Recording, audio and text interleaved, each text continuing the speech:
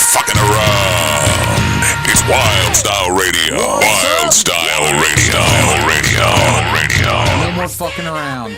Every episode of the Stand Up and Shout Rock Show has had that in the intro. I know. I've asked the owner why we're the ones fucking around. Why are we the ones? It actually goes back to the original sports podcast that was their intro. Really? Until the guy went to prison. I did not know that. Yes. So we inherited it? There's a story there. We did, yeah, because we didn't have any bumps. So that was like that's our funny. music, that bump, and that's how we started with Stand Up and Shout Rock Show. The Stand Up and Shout Rock Show. Look what I learned today. Yeah. So, but and there then like... they went back and got the voiceover guy to do the intros, and he did the one that said the Stand Up and Shout Rock Show with Wisk and Ken. Yes, that's right. You were Ken. Yes.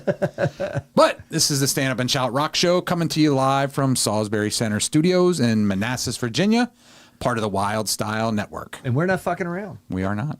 All right, so like we're on, but we are, to prove that we're not fucking around, we're on the 4th interview in 3 weeks. That's right. Yeah, we have a lot. Because there's great live music coming into the Salisbury Center. Yeah, right. We got a busy spring, summer lineup. We do. And we're with old friends and actually a new friend. All right, so I'll let you guys go around and introduce yourselves. Reed, we'll start with you.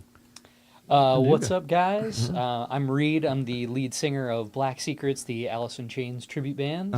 Yeah, from Winchester, Virginia, 29. Yeah, happy to be here. All right. Yeah, that's excellent. Are you single? I'm going to have to read my dating profile as well. I enjoy bad bass guitar riffs and long walks on the beach. No, I'm Mike. I'm the singer and bass player for Primus Tribute. We'll be here next week with Black Secrets, our buddies. And yeah, that's it. I don't have anything else to say on that one. Yeah. I'm also Mike from Primus. Right. But I like to hit things with sticks, and I also like a good book in front of the fire. That's cute. Hey, and look, none of us are in jail, like you mentioned before, so you kicked the show off with that. I feel You're going to like have to explain that later, because my brain is going on that one. I'm a little afraid now. I feel like that's like if we got kicked the intro, does that mean there's an expectation that's where one of us is going? I guess that's why they weren't fucking around anymore. Right. You're right. There was a sports podcast. You remember what it was called? It was really short-lived. Something in rock. Rock and... there's Kevin and Rock. Kevin Rock. It was that one. Okay. Yep. Yeah, that was it. Yeah, and he was considered like the master podcast, right? Like they were the flagship. That was the original at the time. And then us. Now we're the flagship. Baby. That's exactly. right. That's why we're not fucking around. You guys are the flag and the ship. We're on sailing right now. Yeah, speaking of which, like we're way gearing off topic now. Like I was just looking at the case downstairs. The Stand Up and Shout Rock Show shirts are in the back, behind the Tribe Called Jess shirts. And the Tribe Called Jess isn't broadcasting anymore. I think that's a problem. You should take that up with the marketing manager. I kind of put it out for everybody to hear. So, like, if you want a Stand Up and Shout Rock Show shirt, you got to dig for it. That sounds like an issue. It is. You are on the front door, though. That is true. We are. We did make the front door. Okay. All right. Well, thank you, John. Look at John playing Peacemaker.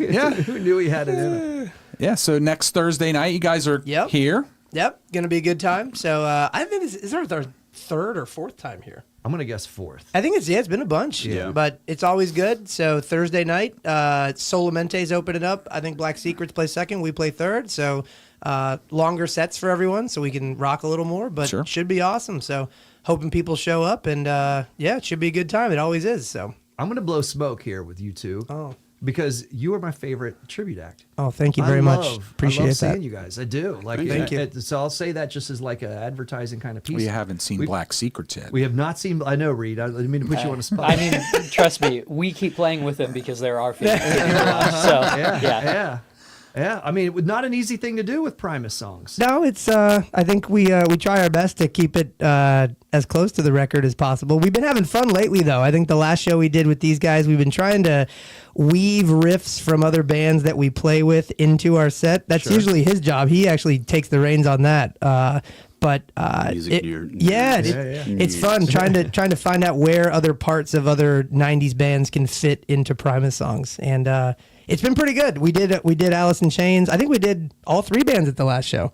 We had a Creed riff, Alice in Chains riff, and a was it Smashing Pumpkins riff? Yeah. So I'm just waiting for the day one of you guys throws a Primus riff into the middle of, Damn That River or something. Yeah. I'm gonna be very excited. You have to convince Rich to play the refs first. In all those bass riffs. in a tribute kind of way, like Reed, I heard your age. I know you're a little young. I know you don't remember this prank, but I remember this. Was it Alice in Chains playing when they were playing with Van Halen? They were on tour with Van Halen. When they with came the out. Man in the Box, right? Yeah. We've been trying for a or while you to guys find a should- good Van Halen tribute to do that prank with. right. Yeah. Yeah. Well, I don't know about this. Can you explain this? This sounds good. What is it? So Alice in Chains had Man in the Box when it was a hit, and they were touring with Van Halen. Okay. So I forgot the order. So evidently Van Halen. Yeah, they were opening for Van Halen's kind of one of their big tours in the 90s. And when Alice in Chains were playing the Man in the Box, their huge hit, all of the members of Van Halen got naked and put on box. cardboard boxes and just started jumping around on stage and running into them. Yeah. So wait a minute. This means Sammy Hagar was doing this because this was Correct. probably 1990, Yes. 91. Yes. Yeah. Hagar With- agreed with to that get bush naked hair, with with that that- giant haircut. Yes. Wow. Yeah, the shag hair. I need to Yeah. Google this now. That Yeah. sounds pretty awesome. Yeah, It's great. It's good video. Okay. yeah. All right. So just the thought. I mean, we could try it next week. It'd have to be a really big box. Are we all getting in the same box? Or are we all going to be in different boxes? Oh, Wait, good point. The stage is big enough. I mean, there's only You three just of need us. a box and you cut a hole in the box. And I mean, Step one, Yeah. cut a hole in the box. Yeah. Two. Okay. Well, don't tempt us because we might try that with the wrong band and it just won't make much sense. And they'll be like, why the hell are these guys What did you naked do? and what's going on? So it's almost Christmas in Hey, right? Close enough.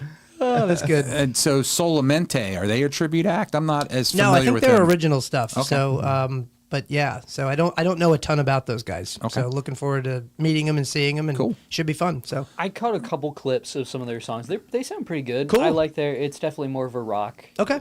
Just deal. general rock style, and I like it. They got a good. Awesome. it's a good mix too. I mean, Yeah. obviously Alice in Chains heavier than what we do, and we're obviously the quirkier guys. So if they're a more kind of rockish band, it's a good blend. And I think obviously here most of the gigs we've done have been a pretty good blend. We've Sure.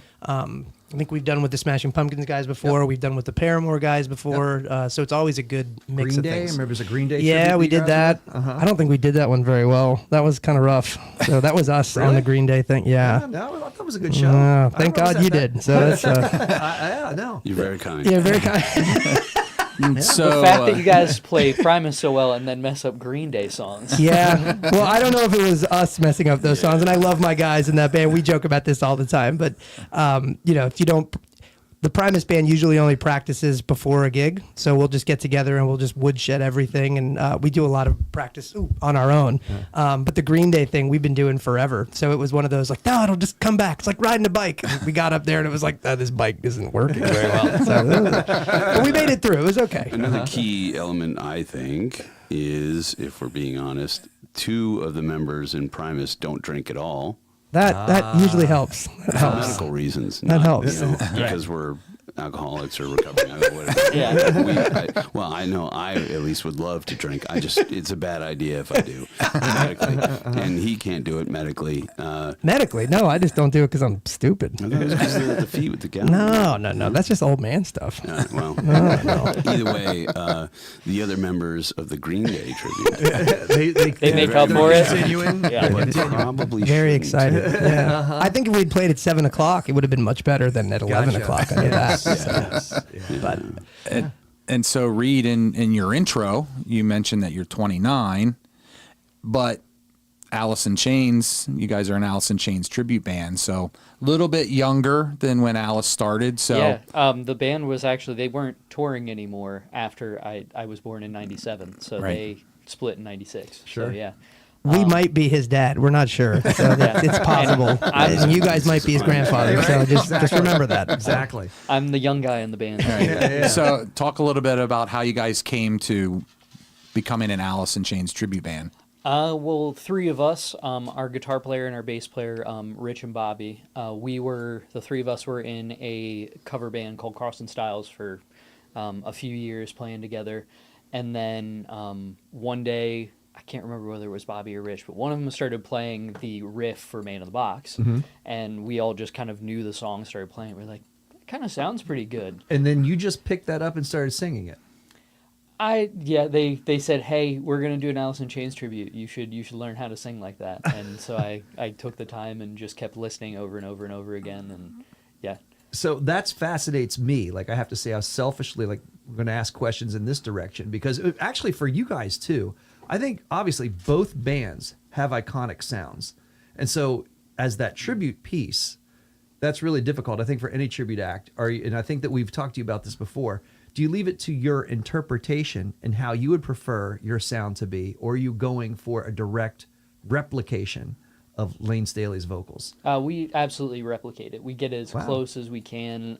Like I work very hard to get the vocals as close as possible. I know Bobby has spent a absurd amount of money on his gear. He definitely has. If you ask him about it, he'll he could take the entire podcast just telling you about his gear setup. Oh my God, it's awesome. I went down that road once with him, and it was shocking. I mean, he has the same microphone live that he mics his cabs with that Jerry Cantrell uses. Wow. Like, I think it's to the same year or in the same, at least era. Wow. I mean, it's wild, the level of detail he goes to. It's pretty awesome. Yeah. Yeah. Is there, like, I think of the movie Rockstar, where they had that direct interpretation of the tribute, right? And then they kind of did shtick on that within the movie. Yeah. That you didn't have that microphone, or you did, like it was that one even piece of clothing that somebody was wearing. Do you do that to each other? Is there a kind of that measure that you guys place on each other? Yeah, I guess. I mean, I'm trying to think of the best way to answer that. Keep this PG. It's a rated R show. We started with we don't fuck around here. We don't fuck around. Yeah, we like to fuck around with each other. It's the music is serious, but we aren't, I guess is the best way to put it. We all like to fuck around and just have a good time and, mess with each other. And, we'll, even when we're doing a serious show, we still will fuck with each other on stage and try to make the other person laugh and mess around just to have fun, to keep it light and entertaining. It doesn't have to all be super, super serious. Sure. Yeah. All right, and I got to ask again, because do you get heat? I feel like there's a lot of expectation from an audience since you're the front man, with the iconic sound of Lane Staley. Yeah. Do you feel like you get that pressure and expectation from people in the audience when you're performing? Absolutely. Yeah. Yeah. I mean, everyone always will come up and be like, I never expect Alice in Chains tributes to do well because they never get the vocals right. Right. But you guys do it well. Right. So, you can see that look on their face when they come up to the stage. They kind of have their arms crossed and they're just standing as far Right, as yes, back yeah, as right. they can. Well, Yeah, I mean, just I silently do judging. know. I do. Yeah. the harmonies between those two guys were just amazing. Sure. So I mean, even in the current version, it's not quite the same. Yeah. But Yeah. Do you play anything from Willem Duvall? We will. Okay. We learned some of the stuff when we first started. It's just kind of morphed into more of like the Lane Staley stuff. Like that's all we do right now. But we have several things in the works. Like we're working on the doing the full MTV Unplugged set. So once we have all that kind of mapped out and finished, then we'll That's work an expectation. Like I feel the weight of that just as soon as you said it. Like that's an iconic Unplugged performance. Oh yeah, we're gonna do the full thing. Get like the candles and the lava lamps and like Nice. set it up Yeah. the way they did it. The purple, the dark purples and Yeah. blacks, and It's gonna be excellent. be I awesome. mean, we got to do the unplugged Primus set. Yeah. It's going to be me just yelling into one of those microphones that John hates and feeding back and probably slapping an upright bass or something.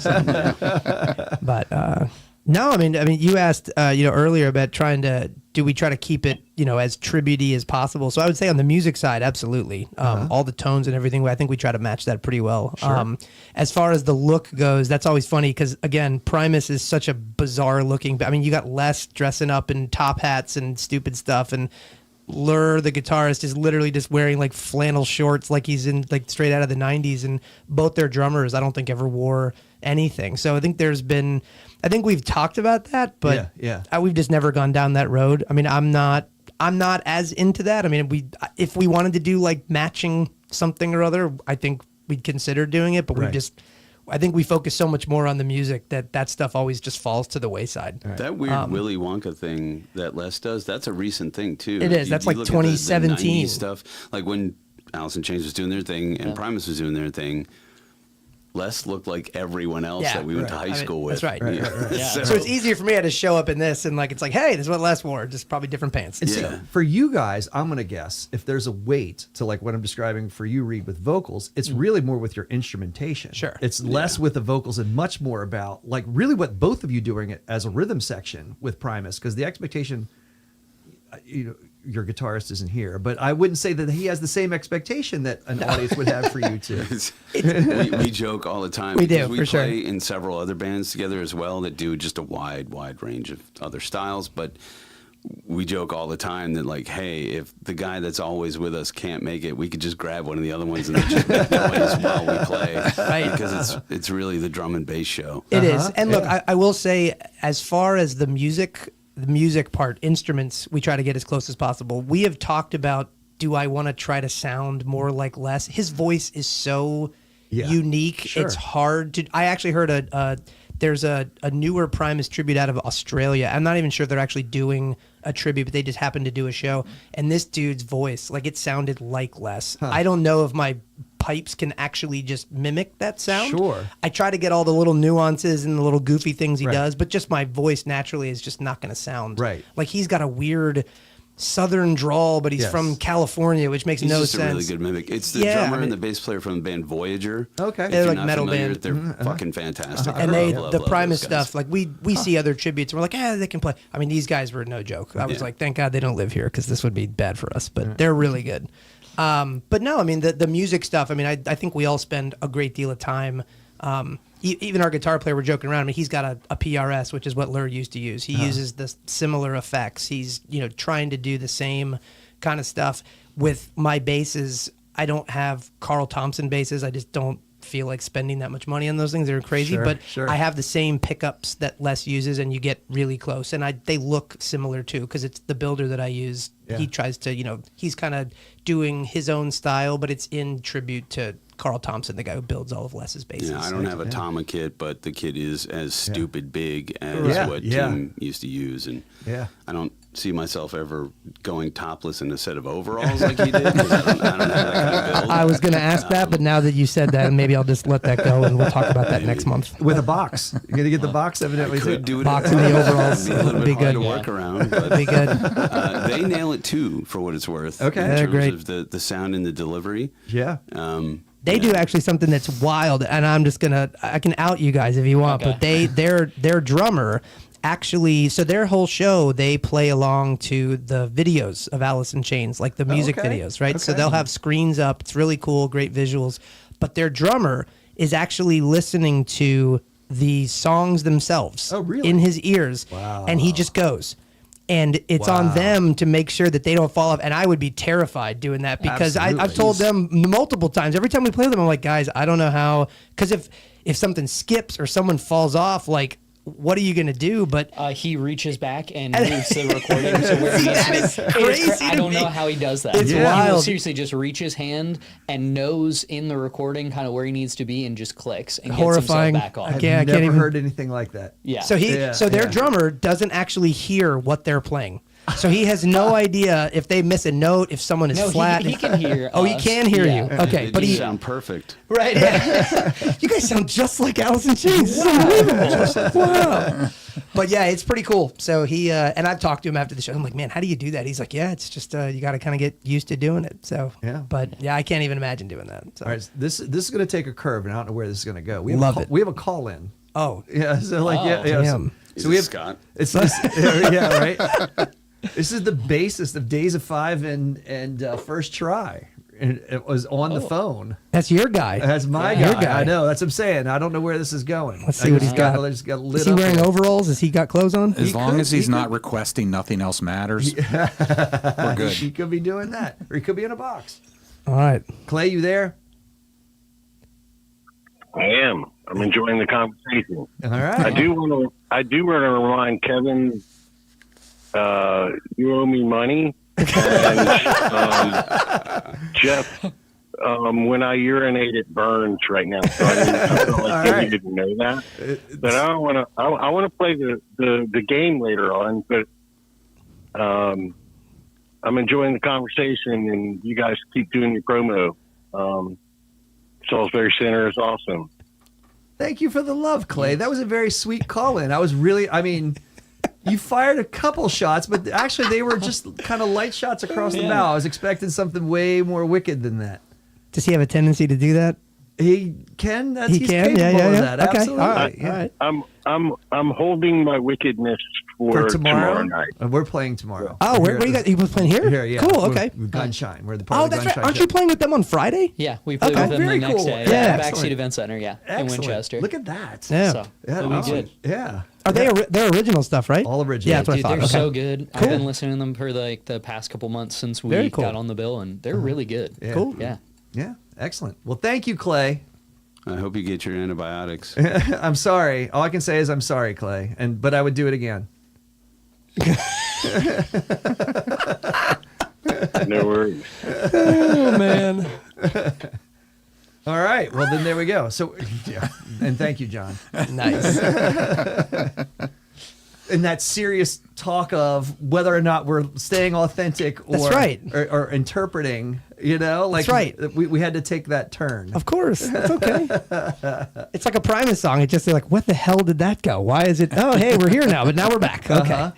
Anything new? Anything like new on a set list that you guys have been working up? Yeah, we actually added 3 songs at our last show with these guys, and one of them, it's funny, it's not actually one of my favorite Primus songs, but I'm in the way minority. Everyone loves it. It's the Blue Collared Tweakers. Okay. And I got to be honest, it crushed live. Like I wasn't sure how it'd go over. We nailed it. It was great. Everyone loves it. It's very stompy, very heavy. But yeah, so that will be in the set for sure. We added Southbound Pachyderm. We did kind of like a shorter version because the song, like when they do it, it's like long right, song and it's forever. like 10 minutes. It's just a big jam. Sure. So we kind of shortened it a little bit, and then we kind of mashed that into, I can't even remember. I'll have to know by next Wednesday. But we did that, and then we added Pudding Time, which is off the first record. Again, trying to add some more kind of heavy ones. A lot of the Frizzle Fry stuff is a little more straight ahead, like funk metal kind of stuff. Sure. And I thought Pudding Time went really well live too. So, Yeah. but they've got such a, he was talking about the Willy Wonka thing. I mean, they've, even at the end of their first run in the late 90s, they had kind of started doing some spacier, kind of weird, trippy kind of stuff. Yeah. The problem with doing that live is it's cool, but it's hard just because if we have shorter sets, that stuff takes up a lot of time. Right. And like you just mentioned, Pachyderm, they'll play that for 12 minutes. Sure, And that's like, sure. 25% of the set right there. That we don't wanna do, I feel so. like the past several times we've seen them, they've always played that. They do. Yeah, it's one of the Yeah. most played songs. That Well, it and was- Tweakers as well. If I remember, it was one of the good crossovers between bands. In the Sacenta. Yeah. And you were at that. That's right, I We was. saw you And, there. no, Yeah. that's how they closed the show. They did Right. that, and then they did that. It's called like Hippopotamus or something hippopotamus, and that's one of the ones they do with Maynard as well. Right. What I really wanted to do, they did that song with Maynard last year, Little Lord Fentanyl. Awesome song. I learned it right when it came out. I did like a bass playthrough online. Most of my videos that I do online, like everyone has seen everyone play My Name is Mud, who cares? But like that one, I just put it up on a whim and it had like a gajillion hits because it was brand new. So a lot of people, bass nerds are all trying to find like, how do you play this? And I'd love to be able to add that at some point. Yeah. But we need someone to be able to sing the Maynard stuff. And so we'll have to wait till we're playing with some other, Tool tribute or another Perfect Circle. There's actually a group from up in New England called, I think they're Tempt called Me with a good time. They're called, Yeah. right? They're called Three Below, and they've got 2 singers. It's a Maynard, but they also have a female as well. And they're you're talking about harmonies. Oh my God! They posted some videos last week at one of their gigs, and it was like really impressive. So it'd be cool. And they're kind of far away, so not sure we'll ever get a chance to play with those guys. But they'd be the kind of band that we would try to do something like that with. Sure. So, but and, yeah. And Reed, anything like, what do you look forward to performing when you're up there? Give a couple. Probably some of our favorite songs that we do. We really like the Facelift album. That's what we've been into right now. So do I. Yeah. I Know Something About You has been one that we always want to play. It's just super funky. It's different. It's not that really standard Alice in Chains kind of grungy, dark. sound that they normally went with, and it's fun. We get to play with it a little bit more. And so we're really enjoying that. Love, Hate, Love is excellent. A great one. People have been really enjoying that because I guess not a lot of other tribute bands do that one. Big vocals towards the end of that song. Yes. Like a very passionate closing. It's definitely a challenge, but we've been enjoying it. Yeah, excellent. Mike, you're back in the good graces of your neighbors now? I don't know about that. So ask me in December if I know. So, been dreading that. So crazy story. They yesterday on my birthday they canceled that show for this season, so it is no more. For real? Yeah, it'd been Wow. I was the You last guys season. broke the show. Right? Yeah, I mean, right? they saw ours and they were like, "F this, get this off the air." Yeah, 13 seasons, and that show's popular. it Like is. people talk about that show. you know what's funny? I was the watching. So there's a guy that Lucky 13. yeah, right. There's a guy in the Christmas community. He follows that show like a hawk. He knows everything. So he found all the ratings for it, and so episodes in this season we're doing between 1.7 and 2 million viewers an episode. And I mean I know nothing about television, but that seems pretty good to me for a Thursday night on a network slot. And it's been that way for about 5 years. And pre-COVID, it obviously had been doing more, like, between 3 and 4 million. So it's fallen off. But there's also streaming obviously wasn't as big 5-7 years ago than it is now. But yeah, they decided they paused it. They didn't cancel it completely. They paused it. My guess is they're going to try something else in that time slot. And if it works, they'll continue. But if it bombs and it just doesn't do well, they're going to go right back to this. Because you're right. People like that show. Love it's it. easy. It's a family show. Yeah. So. By the way, we're talking about the great Friday night Christmas Yep, fights. the great right? Christmas light fight. Yep. Light fight. I left Yeah, out you're the light good. fights. And then we have a winner here with us. That is correct. So, and then let me ask you, have more people showed up to your shows after winning? No. Has it no impact?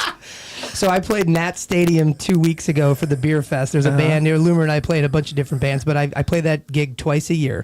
And the singer for that band loved the episode. So even in November, we did it, and he mentioned it to the crowd. The crowd was like 4,000 people. I don't think a single person in the crowd knew what it was. I was like, you got to stop that. So this year, he did exactly what we played 2 weeks ago, and he's like, oh, and the winner of the Great Christmas Light Fight, and everyone's like, I did it to you too. In another yeah, he was trying to give the results away before I was supposed to because I had signed NDAs and they knew. I mean, but he's on stage telling people that I won the show. That wasn't good. So luckily they didn't mess with my money. Well, he doesn't sing every song in some of these other bands we play with. So when he does, it's like, Mike Horn on bass and vocals, everybody. And I was like, yeah, you're looking at the 2020. Oh my God! My favorite is that everybody gets the name of the show wrong. It's like a running joke. Like it's like the Friday night light fight Christmas Day guys thing with the thing. Yeah. Yes. It's awesome. So, Yes. but no, it was an awesome experience. I mean, it's one of those things I'll look back on in like 10 or 15 years when my kids are older, and we'll go back and watch every year. And it was a blast. And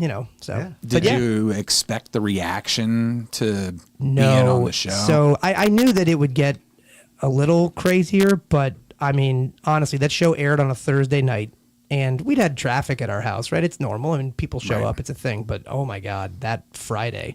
I mean, I was at my daughter's like chorus concert, and I got a call from the police. Like, what are you doing? And I was like, what do you mean? What? And like, my neighbors were like, this is insane. We can't get out of our houses. Like, we can't move. And I was like, oh my God. So. And you put no Primus advertising up? No, I should have. I had Just even a T-shirt. well, no, hold on. Wait a minute. I did sequence my house to Jerry was a race car driver, and I posted it on Instagram, and nobody cared. Again, it's one of those things where I'm like, there's a kick-ass grind band from Baltimore, maybe Baltimore or like Maryland. They're called Full of Hell.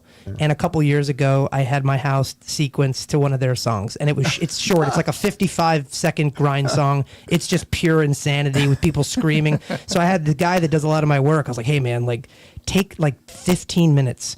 And in the program I used for it, I was like, just make a couple groups and like put a bunch of like silly satanic bullshit on my house. Like give me some upside down crosses and give me some pentagrams and flames and like any cliche, stupid, Slayer stuff you can think of. And he's like, yeah, man, I got you. Give me like an hour. You were like going to feature Krampus. Right. Well, I mean, I've got that was on the show. You have him there, right? Exactly. And I was shocked that they even did that because I thought they were kidding. They were like, no, we'd like to feature this. I was like, why? Like, I love it. But no, so the Full of Hell one, I posted that, and the band found it and picked it up, and they're obviously very popular. They do Maryland Death Fest, they do all these shows, and they were like, "This is incredible!" So of course, like every Christmas, they always post it, and it's like torture your neighbors, Merry Christmas from us. So, but no, and one of my neighbors across the street, he remembered it because I did that in like 22, and he was like, "Dude, are you gonna do the metal sequence this year?" I was like, "I can't put that on my house with like families coming by." He's like, "Dude, who cares? Just do it."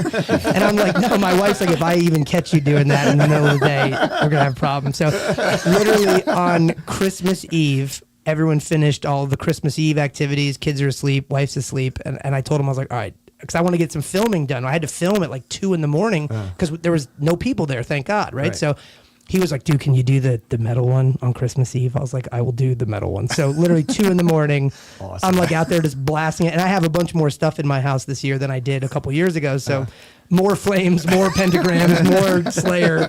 And he was just like, "Oh, this is the greatest." I was like, "You're the only person in the country that wants to see this crap." So, That's number 2 right here. but no, I mean, it's definitely fun. And the cool thing about it is you can do any music you want, right? So the Primus thing, when I did it, it looked pretty cool. I got like I had my guy take some clips from the music video and just put them across my roof. So like all the Seas of Cheese monsters are like floating around on my roof, and it looked pretty cool. But yeah, so that's that. So this year you talk about the Krampus. There's I'm always looking for things to add. So the guy that makes some of my Coro props, he's out in Seattle, and I told him this year, I was like, "Look, I need to get something for the other side. I'm a big fan of symmetry." So I was like, "I've got Krampus on the left, but I have nothing on the right." And I was like, "What's some other like scary kind of Christmas thing that I can do?" And I went looking, and there's this old Welsh legend called the Mary Lwyd. You ever heard of this? No. All right, it's basically, and this is Welsh stuff. The Welsh, like, have you ever been to Wales? It's insane. No. Everything there is crazy. So they basically take a horse skull and they put it on a giant stick. And you walk around to everyone's house and you knock on the door and you get into basically like a rap battle with this horse head on a stick. And if the person in the house loses the rap battle, you get to go in and drink all their alcohol and leave. And if the horse loses, it's got to go to the next house and do it again. But it basically is this whole thing. But the imagery, if you Google Mary Lwyd, it's all these like creepy eyeless horses, but they're decked out in Christmas stuff. So I told my guy, I was like, "All right, man, we're gonna do this Mary Lwyd thing." And he's very religious first. He was like, "Are you sure?" And I was like, "We're good, man. We're gonna do it. Look, we're just gonna make this happen." So I'm gonna probably have like a 12-foot Mary Lwyd on the right side of my house this year. That's probably what I'm at. So looking forward to that. I'm sure my neighbors are gonna love that. They're gonna be so excited. So. But Back on the list. That's right. I did get paraded into my HOA, and I got they're. I mean, look, they got a point. Like, they don't want thousands of cars coming in, and, killing the neighborhood. But, they're also like, look, everyone loves this stuff for the most part, other than the 50 people that can't get to their house. And you're a little saved by the fact you just say, "Well, the show's canceled." So right. But no, I think next year I'm probably going to only run it on certain days. That was what I kind of got in trouble with this year. Is I never expected it to blow up like that. So any interview I gave, I was like, "Yeah, I just got to turn it on when I want," because that's usually what I did. It was "Hey, it's dark, put the lights on." So this year it's going to be strict schedule, no deviations. I'm probably only going to run it like 4 days a week. So to give the neighborhood a break half the time. Wow. It gives me time to play around with it too, because I love tinkering with stuff and trying things. So that's going to be hopefully the fix, but we'll see. So ask me again in December. All right. Well, we've had discussions about the show and everything, and we tend to go back to a gaming format where we talk about anything rock and roll, right? So with you guys, I feel like we've done this in the past with you all in terms of influences. Oh yeah. We have a change in year, right? So that's significant to us because we always like to celebrate old rock and roll, and it's gonna be interesting to see your twist on this, Reed. Coming from your perspective. We have a game that we call On The, and it depends on how the year ends, right? So we did this with you, I believe, last year. We did it on the 5s. This year it's on the 6s because we are in 2026. It's right up there on the So screen. we take a step back in rock and roll and go back to subsequent years. We're going to start all the way back in 1976 for popular albums. 2 popular albums we're going to throw up there. And then it's basically a would you rather listen to situation. Would you rather listen to what is the stronger album from this time period on the 6? I was so worried it was trivia. 1976. That's not trivia. It's just about, Reed, This already has one of my favorite albums ever. I'm stunned by that because I was going to ask you, have you even heard of either one of these? Aerosmith is one of my favorite bands of all time. Okay, yeah, look at that. Yeah, Steven Tyler's a huge influence on my voice. So, yeah, we just put up Aerosmith Rocks and AC/DC Dirty Deeds Done Dirt Cheap. So help me here. I actually really like Aerosmith, but I'm a bad Aerosmith fan. Yeah. I love like post drug addiction horrible Aerosmith. Really, like all the ballads. Permanent Vacation. Pump. Pump is probably my favorite record. He's like probably top 20 all time for me. You're in about 89, right? That's exactly right. That's right. Yeah. So, but Pump, Get a Grip, even 9 Lives. That was the first time I saw them, and the only time I saw them. I don't remember. I have Toys in the Attic. I love that record. But Rocks, I don't even remember what songs are off. Oh, it's great. It's a gritty, super gritty album. Lord of the Thighs. Okay, is on that one. Back in the Saddle. Rats in the Cellar. Back in the Saddle. Okay. To me, there's Last nothing. Child. There's nothing like a standout hit song on that album. Well, Back in the Saddle, I'd say probably is. It's that a or dirty Last Child Aerosmith are really album. like the two big. Okay. Yeah, bigger. tracks Like off of there were that. hits, right? But there's nothing like a Walk This Way or you Gotcha, know what I mean, like a gotcha. standout, like Nobody's crazy or Fault. amazing. Back in the Saddle's cool though because they actually Nobody's used Fault, exactly. they used a guitar 6 on that. Yes. Or a bass 6 on that. And Yes. it sounds really neat. I've seen guys on YouTube do it. You get the giant like guitar with the super low strings and you can hear it when they do it too. It's pretty neat. What's the album with Eat the Rich? That's Get a Grip, baby. Yes, Get a Grip. That's That's 94, Yeah, that's one of my 93. favorite albums. Yeah, that album is. It's incredible. I listened to part of that yesterday. It's so good. But Rocks, I mean, so like there's that infamous Diary of Kurt Cobain that has his 10 favorite albums. Okay. And Aerosmith Rocks is one of them. I It's did on not his know top that. 10. Yeah. Okay. But Rocks. I would say that's probably at their peak of their substance years. Yeah. You know what I mean? So you Yeah. hear that darkness in that album. Well, I mean, again, it's coming from a guy who, I mean, he loves, what is it? Which one of you loves the terrible Megadeth record? That's me. That's you. Oh, it's just Which one? So far, so so good. far, so good, so I what? That's love like his that favorite album. record. It's not a bad Yeah, album. Yeah, it It's a is. It's great their, album. it's their worst album. There are no people other than these two who can make you feel more ashamed. Of I do not feel any guilt about that Oh whatsoever. no, we had I'm this very discussion proud last of this. time. Yeah. He gave me the eyeballs. Like Yeah, no kidding. He was like, "What do you mean that album sucks?" I was like, "What? Absolutely. You're It's gonna an get it?" amazing album. Well, there is I feel like there shit is for a bunch of risk. albums I like. Yes. Yeah. I mean, I would not defend Risk. No, It just came I would out. not- there's no defense. No, there's like 20 albums since Risk. Well, I was saying like the one that just came out. Megadeth. So that's the self-titled Megadeth. The last one? Yes, 2026. Yeah. That's the one where Dave Mustaine just can't let it go and he keeps playing Well, I Ride think the they Lightning literally songs. have a song on it called "Old Man Yelling at Clouds," right? Is that really a song? No, but that's him on the fucking album. Yeah, okay. Yeah, it's All these young people are terrible. hello me, meet the real me. All right, so where are you going to go with Rocks or Why are Dirty there Deeds? Rocks for sure. Yeah, neighborhood? I don't like AC/DC at all. That's just me. Really? Oh my god, I've couldn't. never heard that in my No, life. couldn't stand. I can't stand That's them. like the safest rock band No, to play in the no. world. It's- Really? Yeah, no, not a single. I mean, this is. I think it's the worst of their albums, personally. Oh, that one? Of Dirty AC/DC. I don't. Yeah. Really? Not my favorite. Okay, wow. Not an AC/DC guy at Are all. we all in agreement here? I could say that I'm Aerosmith Rocks all the way. Oh yeah, Oh, yeah. yeah. Yeah. Absolutely. I know so few of the tracks on either of those albums. I will say We're digging I do- deep. We're going I do back. like the title track on Dirty Dirty Deeds. I do like that song. Only because Big it's from balls? the movie Dirty Work. Remember, I mean, That's it. Dirty Deeds has this like it's almost like that nasally, hoity, like Bon Scott. That's the I Got Big Balls is on that too. Yeah, I can't do it.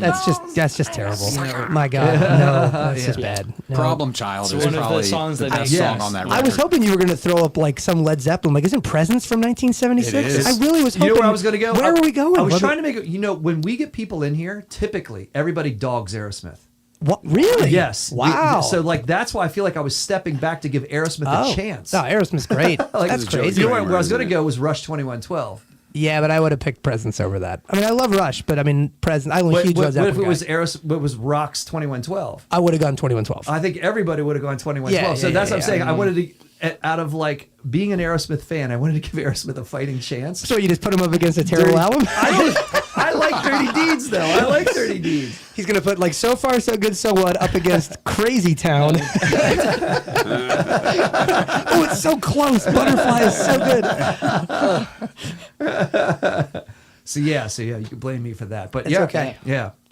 So, I like this game. This is a good one, though. All right, so 21-12, and then Presents. You picked. I mean, we just totally jumped, and we're staying in 1976. I actually forgot that Presence was 76 because the bands from the 60s and 70s, their album releases are insane. The schedules those guys were on, like Black Sabbath and I think Led Zeppelin both released their first 2 records in the same year, as in like they came out in the same year. So I think Black Sabbath first record came out was Friday the 13th in 1970 or 69. Right. And 2 were the Paranoid came out in like December of 69. Right. And Zeppelin did the same thing, or really close. But they would release all these albums within like 7 months of each other. It's crazy. And looking at, I was looking at a list earlier before the show. UFO released 2 albums in '76. It's crazy. And Kiss released Destroyer and Rock and Roll Yeah. Over. Yes.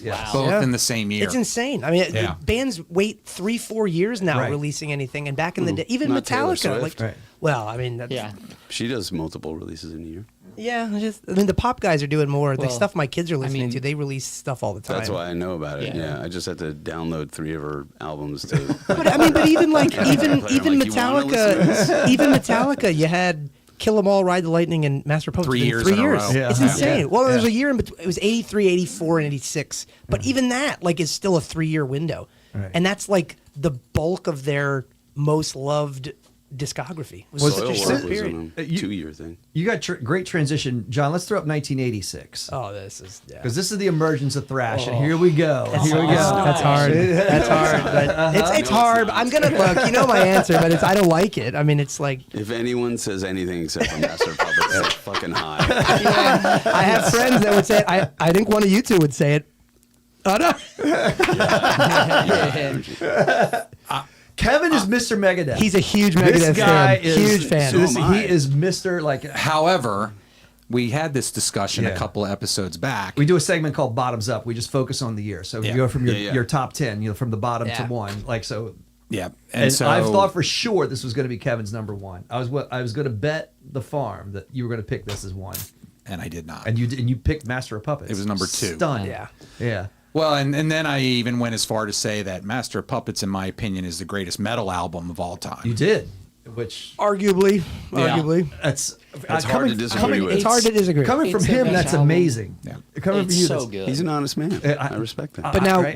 what is? I know we're just doing one or the other, but it's very hard to look at 1986. If I recall, and I got my years right, the fact that Rain and Blood is not up there. Yes. and that is right there. Uh-huh. At least with Peace Cells for me, I would Correct. still pick Peace Cells, Uh-huh. but that album is iconic. I mean, that's Yeah. So the bend that I thought of that because you can blame me, I'm the author of this, was Bad Brains Eye Against Eye.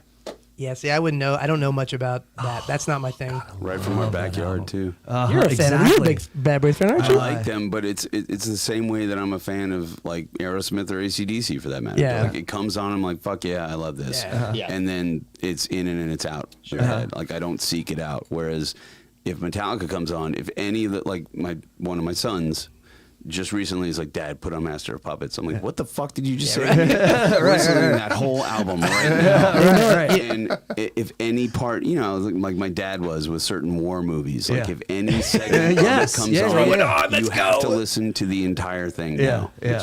That's just the rule. So Reed, now- Reed, are you in agreement with all this? Oh, absolutely. We didn't mean to. I mean, it's probably Metallica's best album by far. Wow. There's not a single track that you want to skip on that album. Agreed. Ever. Yeah, of course. Yeah, no. And I mean, I'm a Megadeth fan, but come on, Master Yeah. of Puppets. It's just there's no competition. That's it's just amazing, like the bend of this room, because we did a bottoms up for Metallica and like focusing on Metallica albums, and we had a lot of bands in during one of the local Palooza festivals, so we were kind of shotgunning all these interviews that were coming through there. We had like literally print out cards of Metallica albums that people could hold up and like choose their favorite. And there's a generational bend between Absolutely. Sure. like anybody that really kind of was 35 and up was really kind of going for anything in and around this time period before the Black Album, and then anybody younger was going the Black Album or after. Now, I will tell you, if Scott was here, Yeah, Scott yeah. is older than both of us, not by much, but he's definitely older. So Really? yeah. So he saw Metallica on the Black Album. He went to that Guns N' Roses show at RFK. I don't know if you guys went to that, but I was yeah, there. Yep. right. So, but he will go. So the Black Album was my first tape. I love that record. I think it's recorded phenomenally. I love the songs, but I get it. It's a completely different band than what's on the other records. But Scott will go down with the ship, basically like, that's a terrible record. Yeah. I hate this. It's the worst. And we've had 1,000 fights in vans and hotels and over the years. Who knew? Where he just, knew? because again, that age group, at least a lot of the guys, those thrash guys, like I watched an interview the other day with Slayer from like 1991. Yeah. And they were, oh no, actually I lied. It was like 1989. And they were ripping on And Justice for All. They're like, this shit's terrible. is- This is fucking awful. And I'm like, It's a what? magnificent Like, album. Yeah. but honestly though, if you do go listen to And Justice for All, it's obviously a shift from Master of Puppets. Right. But there are a lot of more mid-tempo, slower songs on that Sure. record, and you really don't notice it because the One song. is Right, that's their I mean, first but, I mean, video, right? But like, And Justice for All, the title track is kind of slower, right? It's Yeah, not yeah. shredding. Eye of the Beholder is Harvester of slower. Sorrow. Harvester of Sorrow is slower. Yeah, you've got the total other ends of the spectrum with Blackened and Dyer's Eve, which are Right. just insane speed, but there are a lot of more kind of mid-tempo songs on that record, whereas with Master of Puppets and Ride the Lightning, most of the time, other than if you notice the pattern, always track 3 Right. on the records are always like the slower, So, weirder one. two things. It's a philosophical difference because I would argue that And Justice for All is actually heavier than even Master of Puppets. Not necessarily better, but heavier, darker, more weighty, Tone. even at the mid-tempo stuff. Maybe. And two, this is a total trial in absentia of Scott. But if he actually said that, Oh, he hates the that's Black just Album. so fucking dumb. Oh, he hates the because Black he's Album. actually an incredible recording engineer. And if anything, he should look at that album as just an incredible But it- mix and engineering job. But again, when he was Yeah, yeah. when he was that age and that came out, there were a lot of people that were like, "What the hell? Where is And Justice for All Part sure. 2? Yeah. Where is Look, I had the same. Think of the Red Hot Chili Peppers are one of the most popular bands ever. We've done Chili Peppers tributes. The other guys in the Chili Peppers bands. I'm a bass player, right? Obviously, so Flea is still my favorite bassist. Love Les Claypool, but Flea is my first love. Always. Who knew? I didn't Always know and that either. I forever. wouldn't have Always and guessed. forever. Huh. And I don't even like that I love him that much, but I mean, such a fanboy. I could literally play any Red Hot Chili Peppers song from like 1984 to 1997 on command. But when Californication came out, and you guys remember Tower Records, they used to release records at midnight, and I'll never forget. So One Hot Minute is one of my favorite records. Every Chili Peppers fan hates it. It's because it's Dave Navarro, but it's heavier, right? Yeah, It's yeah. heavier, it's weirder, it's got Yeah. so much, the chords he used, incredible. So I got that, was one of my first records, learned how to play all that on bass. It was like, this is it. So when Californication came out, pre-internet, nobody really knew what was going to be on it. Right. We'd heard Scar Tissue, but it's like, yeah, they always do a couple ballads, whatever. Right. I got that record, Tower parking lot, 12:04 a.m., and it's in my CD player. And I'll never forget listening to the whole thing in the parking lot. And I was like, this kind of sucks. Yeah. Like, what the fuck is this? Look, I Like, agree. Where is Falling into So Grace? many Where people is love Trans? And I'm with you. their entire career. First of Yeah. all, that's the highest grossing record they ever released. Right? Don't get me wrong, it's good. I still enjoy it, but it's a different band. Absolutely. And It's different. and Yeah. their entire career from 1997 or 99, whenever that record came out, 99, has just been that record over and Absolutely, over. yeah. There's no more heavy funk stuff. There's no more Freaky like Styley. Oh, dude, don't I would play love along with it on like Freaky Monday. Styley. I mean, all day. Freaky Styley. I mean, Uplift Mofo, all that stuff. And look, don't get me wrong. I get it. It's Yeah. cheesy. It's 80s. But you even watch that stuff live. Those guys, and they were a total live band. No one ever figured out how to capture that stuff on record. It was really a shame. Yeah. Mother's Milk, they finally kind of figured it out. But most Chili Peppers fans don't even know what any of that stuff I know. is. I know. And they just completely negate an entire generation of music those guys had because it's not ballads and Californication and California. I mean, it's like that. Right, yeah. That Well, band shit, was they don't even play it. No, anymore. no. there's a great No. site. I don't know that they can. They How can. Chad I used mean, to go off on some of the older stuff. He was doing incredible stuff in Yeah. terms of like actual a fusion approach, Right. like jazz, like rock fusion drumming. Right. Crazy, like 16, like nested tuplets, all this crazy theory based stuff. Sure. Because he is classically trained. Yeah. And I don't even know that he could do that now. I mean, his feel is impeccable. He's one of the best pocket drummers, especially in rock and metal, ever. incredible. I don't know, as old as he is, Sure. even with all the vegan shakes and California, like I don't know that he would be able to handle it, and it's certainly not the rest of the guys. I mean, Flea is still doing his He can do that 8-foot stuff. jumps and I've shit seen like him do that. it. But again, it's just a shame because it's not even about the band; it's the fans. Like, just people just don't know what any of that stuff is. Even the guys that we play with, they're like, "Oh, I've never heard that stuff." I'm like, "I hate you. That's awful." This Like, is my. what? I'm first now learning that they were a heavier band. I was like, Did you see the in Netflix person right documentary? here? Yeah. The Hillel Slovak? I have not, and I need to. It is because it pays great. homage to Yeah, his era, I those believe it. first 3 albums, and it really just focuses on those first 3 albums. Yep. It is fantastic. No, I need to see Yeah. it. I've been meaning to. I've just been busy, and and again, he's one of those guys too, like live. So the funny part is John Frusciante just literally just copped his whole tone. That's all he did And because he was a huge fanboy. He fesses to it. Right, I He know. totally And fesses to it. everyone's like, "Oh, that's Yeah. John Frusciante's sound." I'm like, "It is not. It is Hillel Slovak's sound." Just like, I mean, people that think Les Claypool invented his sound. I'm like, it's literally Geddy Lee's sound with some more expensive basses. It's very nasally. It's very honky. I mean, and Les will tell you flat out. He's like, I'm a huge Geddy Lee fanboy. Like, I mean, you've seen it on YouTube. He geeks out, right? And I mean, what was the that documentary? They had a great It was exchange. a series. It was Bassists are human too. Bassists are people too. Yeah. how have I not seen Oh, that? I don't know. you Yeah. have to and watch Geddy, that. Geddy Lee hosts it. Okay, I need to check And- that out. Interviewing a bunch But of going back to top Metallica, Yeah. I've said on our show, they ceased to be a thrash band when Cliff died. I agree with Right, that. yeah. It's, For the most part. I mean, Yeah. like, Absolutely. Justice has some holdover. it was a Right. slow withdrawal, but well, yeah, yeah. they had written a lot of that. I know. before. You're right. You're right. But I agree with you, and it's I think you read you're talking about your Unplugged, your Alice in Chains, and there was the infamous was it Mike Inez with Friends Don't Like Friends That's Get right. Friends haircuts. That's right. Oh yeah. That was the shot to Metallica, right? As they not only changing their sound but their appearance, and even Alice in Chains is calling them out. Yeah, that was definitely. It was such a. I don't know. Once Cliff died, it definitely changed a lot of the sound. Yeah. I'm just thinking about Lane's haircut now, though.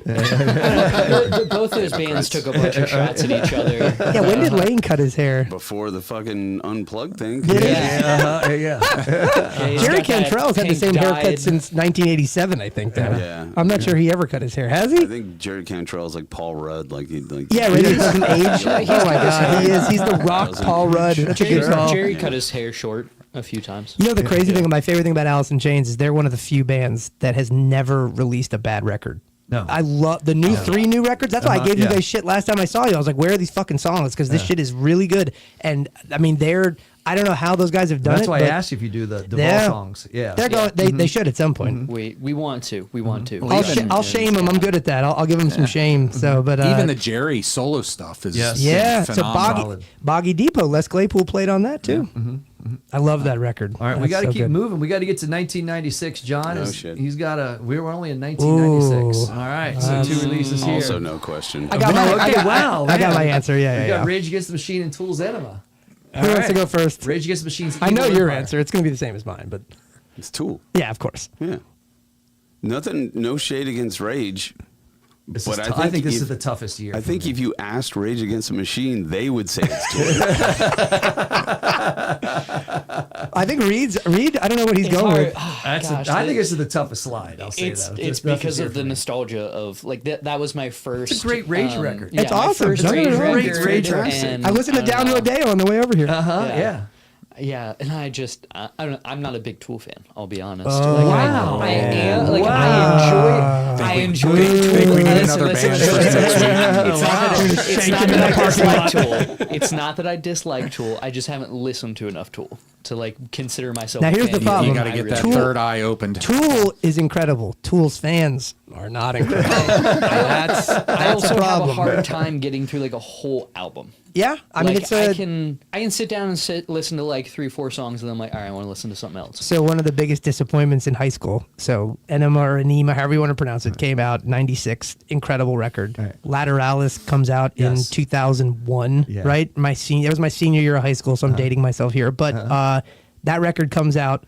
And they're on like cloud 9. Everyone's like, "Oh, they're the greatest band ever." This is 2 records in a row that are just unbelievable.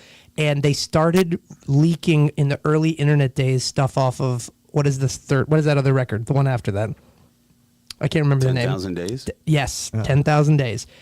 And I'll never forget, I was like, and I'm not a fan of that record. There's a couple songs that are okay, but like going from Lateralis to that, I was like, no, it was the same thing with the Chili Peppers. This can't be. I want Lateralis Part 2. Right. And it sounded like all like B-sides from Lateralis. And I was like, no, this can't be real. So remember, they used to like mess around with people. They'd release like fake songs. And I was like, no, this isn't the real record. No. This is something that they recorded to like fuck with everyone because they're like so good. And then the real record is coming out in like a week.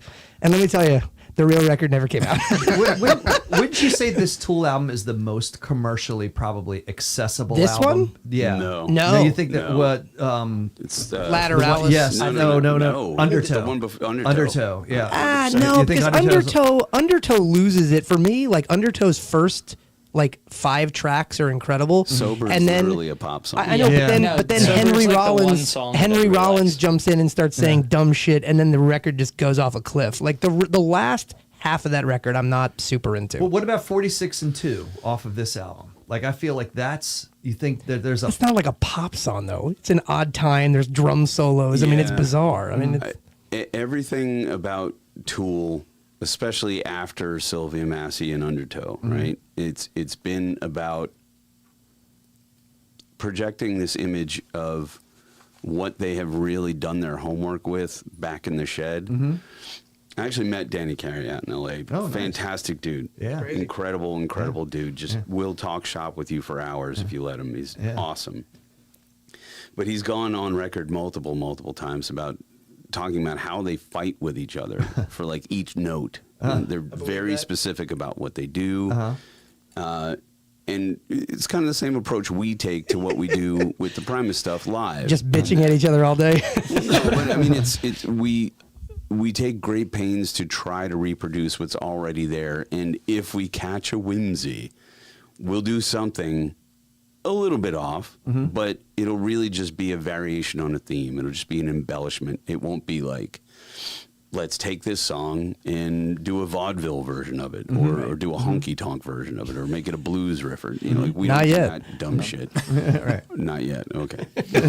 Anyway, with Tool, they do so much homework on the back end, and even with 46 and 2, it's the kind of thing to where they develop this song first, and then Maynard does his thing afterwards, and is able to make it this thing that's greater than the sum of its parts. It's the whole synergy thing with him and his how he either gets high or not, whatever, and but is able to draw out this concept that is perfectly reflected by the music, even though the music came first. Right.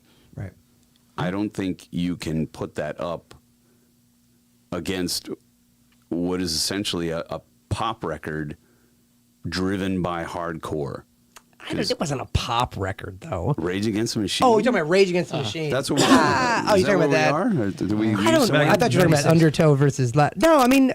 Oh well, yeah. So I mean, but with Undertow too, was that the one with that's the other bass player? Yeah, Paul D'Amour. Yeah. So they got Justin Chancellor on and slightly different Neiman, approach. Yeah. You know, and I don't know. I mean, Sylvia is just such an explorer in the studio too. If you track her at all, she's amazing. But she's definitely not someone that goes in there and just tries to nail down one specific thing. Like, she tries to explore concepts and says like, well, what if we try this? And like very blue sky research kind of approach to the engineering and everything. And that's not really where they are as artists. So I feel like after Undertow is really where they found their footing and were able to deliver what they wanted to deliver. I always thought Tool always struck me as like the Pink Floyd of like my generation, right? Because their songs are not like poppy, like that they end up being. You think of like Pink Floyd's had songs that people love that you're like, how the hell did this get on the radio? But they just did it. And like, Tool, like any song that they had is going to be 5 or 6 minutes, and they play the whole thing on the radio, and they'll sell out all their shows. There's huge. I mean, they have a huge market, and it's just weird. Like, you just don't expect it. Right, good is good, right? So, but it's rare, right? You don't usually see that. But for that one, I mean, I'm a huge Rage fan. My problem with Rage is after the first 2 records, I just felt like they kept writing the same song over and over and over. But I'll back you up, Reed. I'm on the Rage album. I'll back you Are up. you really? I'm going to back you up. Wow. What about you? You got to be Tool. Tool. Yeah, come It's on. Tool. I know. Yeah. So Back you up. This isn't a discussion. Shut up. Like, no, My opinion was right. Stop talking. my favorite of the I didn't get to go to the first Lollapalooza, but Lollapalooza 3 I think rivals that lineup because I saw them. It was Raid or Tool came off the side stage. They were the first band. Right. wow. Okay. Then Rage Against the Machine. Right. And then Alice in Chains headlined that. Which Lollapalooza was this? Lollapalooza 3 What year though? would have been 93. No, that's earlier. Yeah, you say 90, Didn't Primus 83, like 90. headline one of those or like played really late? They have some famous footage of like everyone throwing mud at them and stuff when they did My Name Is Mud. And it was, I was going to say, that was later in the 90s. That wasn't. Yeah. Yeah. was that later? Yes. Okay. And I can't remember which one it was. Because I'm but always that was the floored that thinking of. I'm always floored Yeah. that Primus even got that slot. Right. Right. That's one of those weird. Oh Like, no, it how was did probably 91. There you go. They weren't 91. That was the first one. Was that the first one? Was No, 91? Well, yeah. Primus was. It was definitely They after weren't the My Name second Is one Mud either. came out, which would have been 93. So I think Lollapalooza 94 is the one Primus That's like, what I was- played yeah. late. Yeah, 93. Yeah. It was the year before I graduated Yeah. from Tech. Yeah, because for Tool, Enema hadn't even come out yet. That was the 96. Like, so it was just Undertow and the EP Yep. before that. So Yeah. you saw them back then. I did. That's wild. I never actually saw Tool. I saw Perfect Circle, but I've never seen Most Tool. of the people, wow. Yeah, I most missed of the them. people at that show didn't know them. Yeah, Yes. well, they, But I Yeah, had that been was- playing yeah. them on my radio show at That's right, you Virginia do Tech, college radio, right? And you know, I was stoked because they're like, this is going to be, you know, they started and it was in Raleigh, so it was probably like the, I think 6th or 7th show on the tour. Did you just do a 6-7 joke? No. No, okay. I was just checking. I'm just checking. I don't know. Well, we know someone has kids. Yeah, exactly. And so, you know, Maynard walks out and he's like, hey, we're Tool. We're the next big thing. And then they just launched Nice. into it. I love that. And it was phenomenal. And then I'm like, okay, I need a break. And then Rage hit. Yeah. It was like, I this never is not saw. happening. I never saw Rage either. I wish I had. Damn. Like I loved them back in the day. I saw Rage at the 9:30 Club. That is Halloween, fucking awesome. Halloween night, 1999. That is awesome. It was outrageous. That's like one of the first songs I learned on bass Outrageous. was Bomb Track. And I told you this story about so I had a friend in high school or middle school that was like, yeah, there's this girl that plays bass and she can play that song and you can't. And I was like, what the fuck? Like age 14 me, I was like, that can't be. I can't have a girl play this better. This is unacceptable. So like I learned how to play. And then I realized that I found out later she had no idea how to play that song. And I was like, why did I waste all? Well, I guess it was good practice, I guess. Yeah, I mean, playing along with those records. I mean, I still play along with those records. I mean, it's good warm up. It's fun to play. I mean, I play with Bomb Track probably every week of some kind. Yeah. So it's good stuff. All right, we got to get going to 2006. I still made music in 2006. I think so. We're talking about stylistic differences. Okay, for This the is love what- of God. This is why I took the I'm biggest gonna walk stylistic out of jump. here. What I'm are sorry. we doing? You ready? 2006 had way better albums than these. Okay, two. I did. I did a stylistic difference, and I got a homer on this one because my girlfriend loves Josh Todd of Buck Cherry. So like, this is a little bit of like a Okay. homer. And I'm going to defend this album because I can clearly see where this is going to go. I can clearly see where all of you are going. We don't need to get I laid. clearly see this. I get it. Crazy bitch. Just Crazy go to bitch this- is on this album. Just go to That was 2016. that Just was the move on. career. Just keep going. All right. Well, just You're we'll gonna just jump upset over. him too. I can see his face. He's I just don't like, well, know if I would defend that as hard as so far so good so what, but I will. Yeah. But I will say, like, so Lamb of God, I love, and they're one Yeah. of those bands that I don't know any other. I know all the record, like what the front cover is, but I can't pick out the song. I only know the first record like that, and the second record was recorded so bizarrely that I can pick those songs out because Devin Townsend did it, and of course, you know, it's your boy, so. But it just sounds really weird. But after that. Is that their fourth or fifth record? Yeah. Yes. Fifth. that's So it was Ashes of the Wake is the third, and the fourth is what? Do you remember? No. That's what I'm trying to think too. The first one is just Bobby would know. the I mean, fir- we also have a little bit of a home field kind of piece. If I'm going to go back and kind That's of okay, sway yeah, my yeah. vote a little bit with Lamb of God, you know, like I do like the homers, right? Like yeah. I do like. I Well, they're know. local too. Exactly, Like, that's what I'm saying. Like, no, I'm- they're you know, great. like- They're a great band. They're Yeah, one of those yeah. bands that just they produce quality stuff. They're never. I don't think I've ever heard a song where I'm like that sucked. I mean, Right. even if it's like, hey, I've heard them do this kind of before, and I'm not like super into it. It's never bad. It's always good. And again, their first 5 or 6 records, I have them all, and they were all part of me growing up. So they're great. Yeah. So. And it's definitely the Lamb of God album. Yeah, There's no choice. I here. couldn't pick a song. I'm I mean, sorry. other than that crazy, but that's not even fair though. Those are so different. Well, that's what I mean. I felt Yeah. like I was picking on like Yeah. more genre specific. So Yeah. I didn't know if we're going to if we wanted to bend genre a little bit. There's plenty of records that came out in 2006. I just need to see them. But I was knee deep in like hardcore and metalcore and all the math metal stuff. There's and more was, of that. So yeah. like that's why I pulled away a little bit from 2006 in that way. All right, we go to 2016, John. I think Rev 9's album came out in 2006. We could have argued about Nickelback again. So like the 2016, this is interesting after our just more recent conversation about the Chili Peppers because I was not expecting this. You got I'm anything else? Die-hard Chili Peppers guy. So Red Hot Chili Peppers, The Getaway against Alter Bridge, The Laugh. So you're not a fan of The Getaway? I couldn't name a song on that record. Dark Necessities. I don't even know what that is. Really? Because that to me is a little bit like this is why I feel like I put this in there. That's a good song. A move back to that original, to me, the first 5 albums. Is it like the first 5? And I'm not saying that it's back there. Is it like Broken Clock, right twice a day kind of bit? They just stumbled up. They stumbled upon. Yeah. Any of the other songs on that It would album? be I know to that me song, if we're in talking particular is like good. Metallica in a Metallica way. Like I would see this. I would see Death Magnetic as a move back towards Master of Puppets. It's not Master of Puppets. It's not back there. It's so I'm good. saying it's a move back. There's two things, right? It's a move back. There's intent, and then there's execution. Absolutely. The only good thing But- on that was they but if did you're guitar not- solos again, and Rick Rubin produced it. Look, I like Death Magnetic's a great record. I So like that Metallica record. for me, like obviously the first 4 records are obviously Right. and the Garage Days EP are all Right. legendary. I love the Black Album. As much as I hate to admit it, I love Load and Reload because they're just great rock records. But they're right again. So like, but I grew up with those. Like that was me in like I know, middle I hear school ya. and. So again, but I am well aware of how cheesy those albums are and how not the same band they are. But I'm done after when people try to tell me that Saint Anger was a good record and they're like, oh no, you gotta stop, like just no more. And That's then, where I go to Death Magnetic. That's Yeah. where it starts to. That's where I go with that Chili Peppers with The Getaway. That's where I'm I gonna feel on like my way home. like when you're talking about Californication, I totally agree. Yeah. I totally agree with that. But then and I was not expecting this like from you guys at all. So like now moving back, that's obviously where I'm picking what I'm picking, which would be Yeah. The Getaway, because there is that intent, and if you don't have it at all, I'll at least take intent. Oh, You know, I but will if it's pick- just- you know what I mean? Like you know what I mean? based There's on nothing that, else there. based on those two, I will pick The Getaway, and I don't even know anything on it because there's no chance I would ever pick Alter Bridge. That's just never gonna happen. Right? I mean, Really? no. Really? no. So like with Miles Kennedy.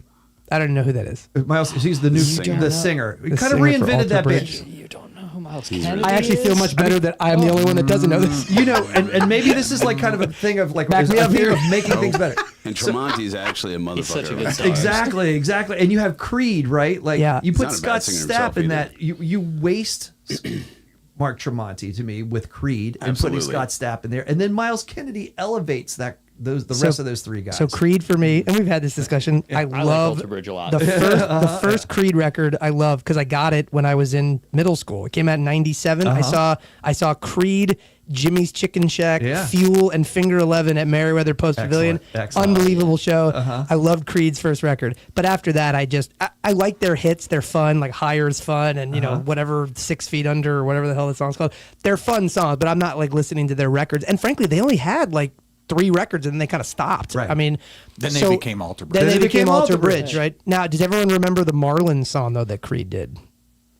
oh, Guys, maybe. you're gonna have to bring this up. You should start your podcast with the so Creed is from You should Florida. not do that, by the way. It's no, you should. It's unbelievable. So Creed did a song for the Florida Marlins, and it's called Marlins Soar. Is that what it's That's called? funny. It is the funniest shit you'll ever hear in your life. that's great. Definitely make a note to pull that up they're on from YouTube. Tallahassee, and That's I was right. down there when they broke out because that was when the Hanging Chad stuff was That's going funny on. too.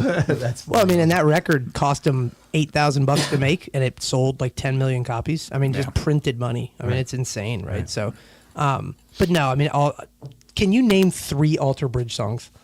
I can't name one. Yeah. Again, that makes 2 of us. But can you? You're a big fan of Alter Bridge? I could not name a song. Oh, no. okay, okay. I'm So not- clearly I no like one in them, here is is like no. No. Can you? But I mean, now you're putting me on the spot. I Now am, have to I think. am. I mean, I go. My favorite Alter Bridge album is Fortress. That was in Okay. 2014. At least I you go, know a there's record. like- That's good. I don't even know that. So I mean, like now, like I'm pulling, like I'm in memory, like I'm like you, like I feel like I'm like the audience is looking at me singing a Lane Staley song. I like Miles Kennedy when he was doing the Slash and Miles Kennedy project a lot more than Alter Bridge, but yeah. So I definitely can't name At least you were alive when that record came out, so that's a first, because I don't think anything else has been. I had like just graduated high school when they came out. Yep. So like I will say that off of Fortress, like now I'm going Calm the Fire is probably my favorite song off of Fortress. So you do know some songs. Those vocals are like outrageous from I'm sure they can play. Look, Tremonti's a great guitar player. Nothing to do with his playing. It's just I mean, Fortress is the title track, so that's on that song. So I'm going back to Fortress because like I said, I feel like they didn't pick on you. He's not, because what's happening is you're saying these things and he's just going, exactly. No. Watch him dig the hole. Because all of his opinions are right. That's right. I just want to argue that so far, so good, so what again. That's all I want to do. 2 hours of just back and forth on that record. We're getting ready to do that now. Here we go. Like we go to 2026. So like we'll see if you've heard anything like this year that's caught you. But we picked 2. We got Black Label Society, Engines of Demolition, and Megadeth's Megadeth. Can I pick Master of Puppets again? I haven't even heard the BLS album, but I'm gonna go with that one better. I will go. I would pick the BLS record. Love that album. Just because I have heard some of the stuff off that Megadeth record, and we're gonna hard pass on that one. It's just fucking. How do you feel about that, Kevin? Hey, are you going to defend it like I defended so far? I love it. I know you do love it. I have a feeling though, but I have a feeling though that no matter what Megadeth releases, Kevin will like it. I mean, it sounds a lot of it sounds like the older Megadeth. Oh my God! What I heard was very processed sounding and sounded very fake, which I didn't like because I love Megadeth, but their old school stuff, even the stuff from like the early 2000s. But what am I blanking out on playing. the Megadeth album that sucks? Like I'm just blanked on this because I'm still in Alter Bridge land and everything's not blanked out of my head. I'm still like I'm thinking these songs, man. Like, now that I've got, I know what I'm getting in for Christmas. the grunge Megadeth album. Oh, they had a grunge record. They did? Risk. That's it. Yes, Risk sucked. Yeah, right. So would you? That's what I'm saying. Do you like that album? I'm putting you on. I the just spot. told you it sucked. That's the one. You do not listen. Risked it for the you do business. not listen to Risk. That's the Saint Anger of Megadeth. Yeah. What year did that come out? That was when they tried to divert and be as poppy as Metallica. Yeah. And it flopped. Right. And then they went back to the tried and true formula. Right. What was the record what was the song that they did for the movie?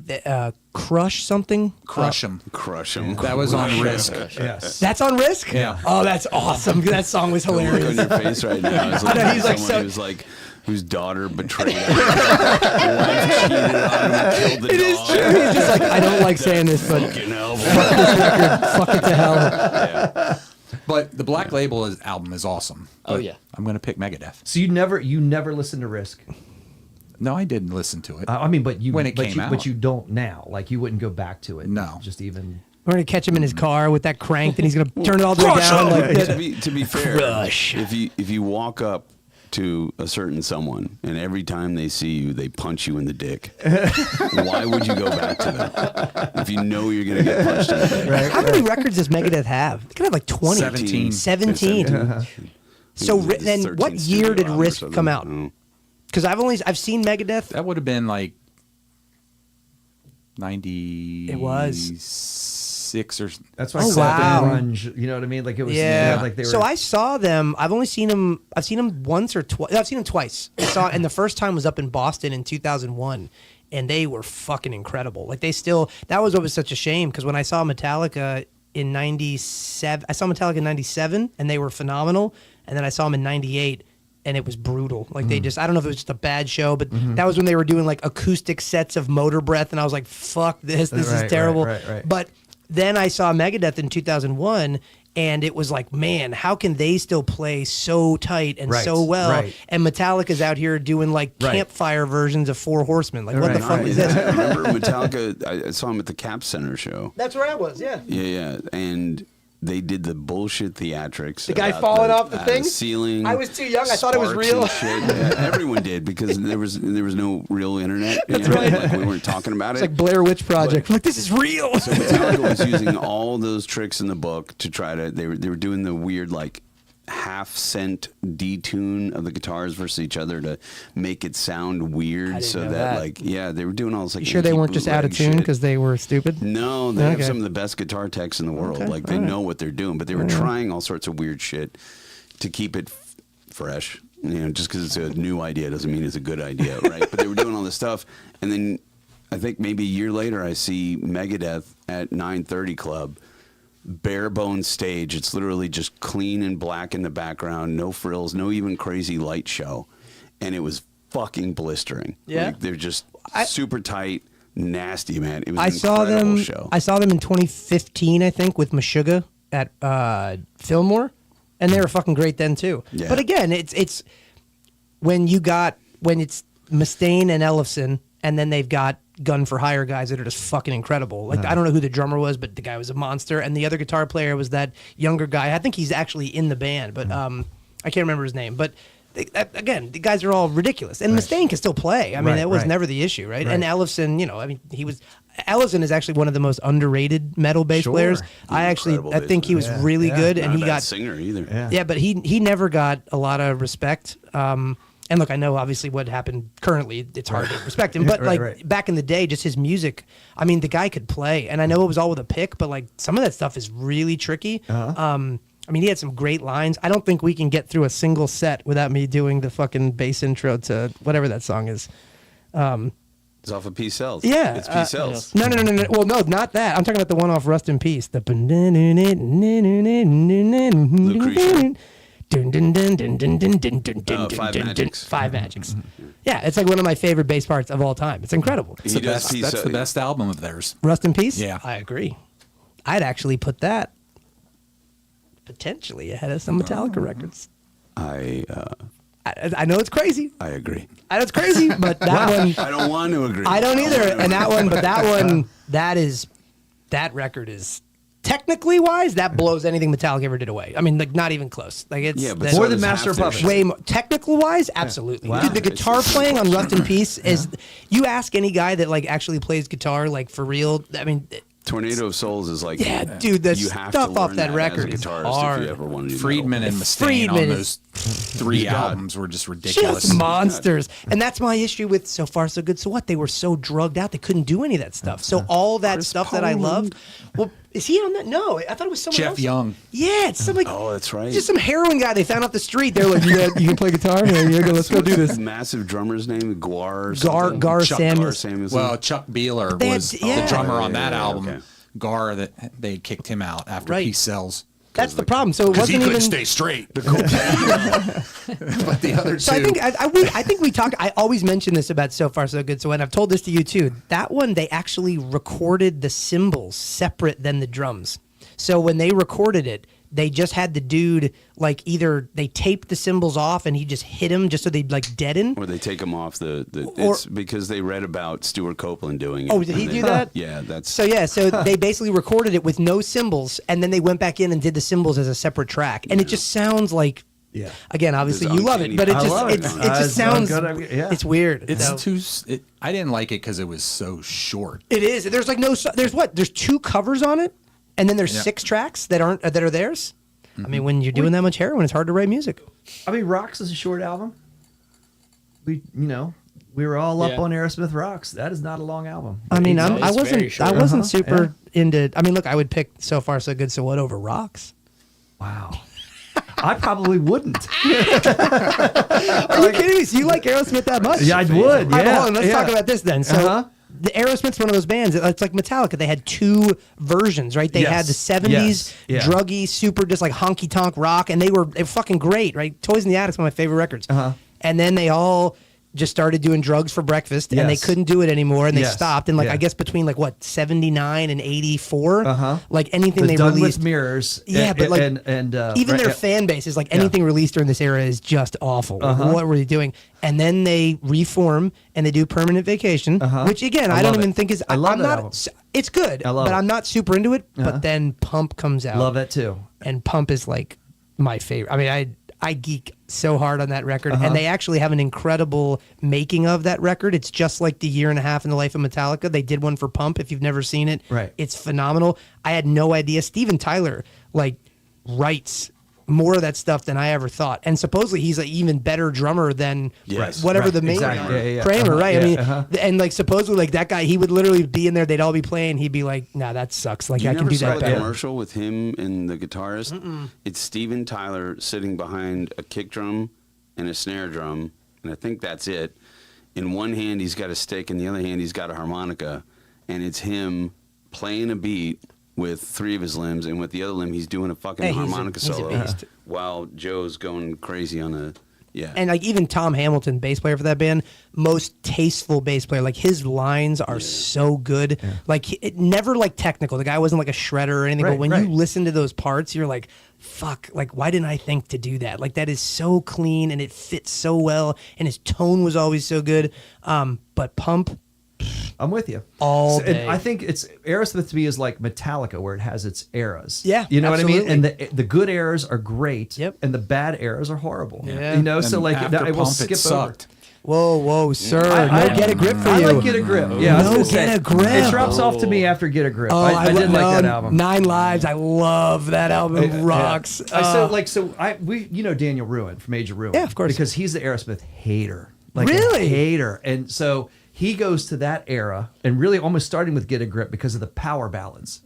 And so like he just goes into the power ballad, churning that was like coming out in like any MTV video at the time. You're going to tell me that Armageddon you soundtrack. can't hear Crying and come on, nothing? Look at him. He even pumped his fist and I was talking about it. I Like, don't.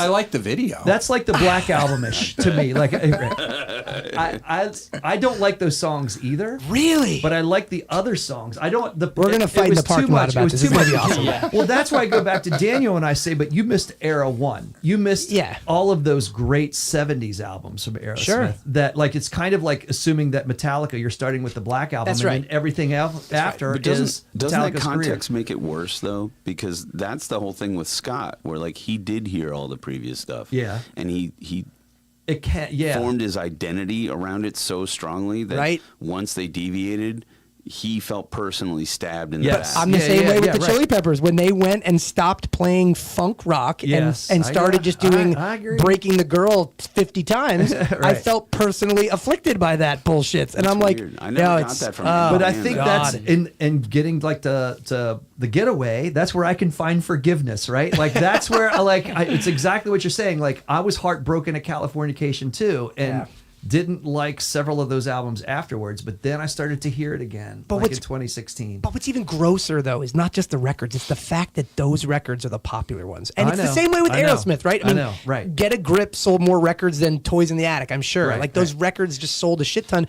And when I look at the Chili Peppers album sales, the fact that Blood Sugar Sex Magic isn't even their highest selling record literally just is like a sledgehammer to my face. I'll go Freaky Styley on you. Like I go back to that album. Oh, look, that is of the. That's George Clinton. It is, and honestly, George Clinton, obviously god of P-Funk, but he didn't record that record well either. Like nobody could figure out. I mean, their first record is an absolute travesty. Like it sounds horrible. It's terrible. The songs are great. Yes. They're awesome.